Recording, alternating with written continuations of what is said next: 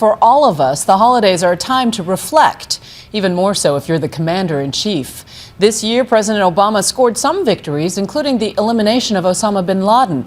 But many feel he's failed to fix the economy. Nearly 3 out of every 4 Americans say the country is on the wrong track. In this exclusive joint interview, the President and the First Lady talk with our Barbara Walters and answer some surprising questions from inquisitive children. This season, some 85,000 people will visit the White House. With American troops finally coming home from Iraq, this year's theme honors military families. And this is where many of our holiday guests come when we have receptions. First Lady Michelle Obama took me on a tour. This would be me. This is you. Mrs. Obama. This one is a cute one. This is the president. You see by the ears. Well done. But she's joking, of course, and she can. In a marriage that spanned 20 years, Hello. the Obamas surely know how to laugh with and at each other.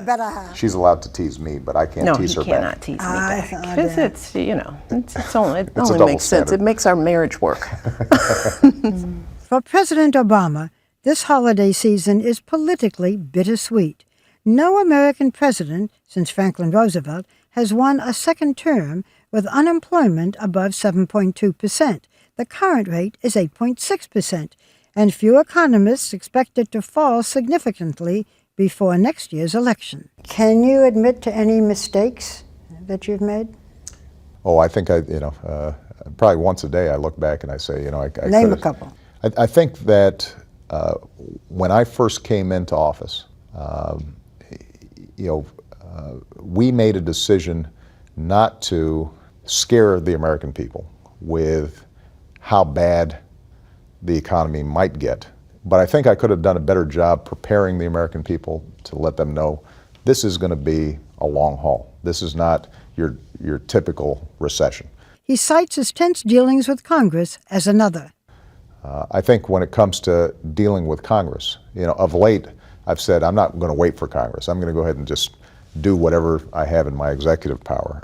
I think that there were times in my first couple of years where I kept on sitting there trying to see if we can get we could negotiate some sort of compromise, and there just was a lot of refusal on the other side's part to compromise.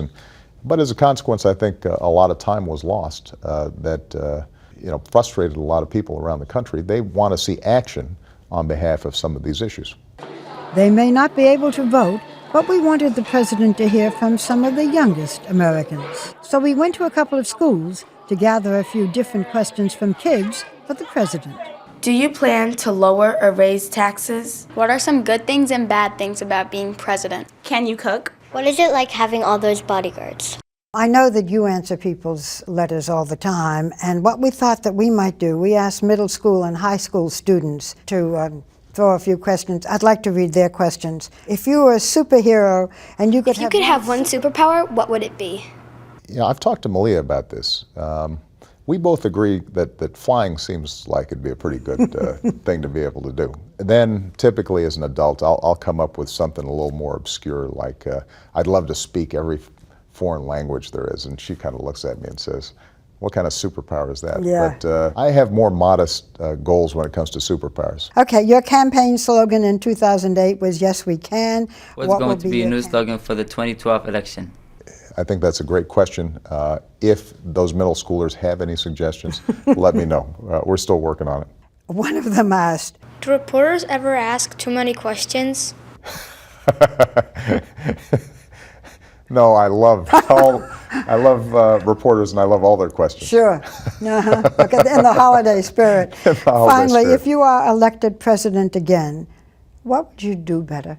What I want to be able to do is to communicate to the American people my absolute confidence in our future.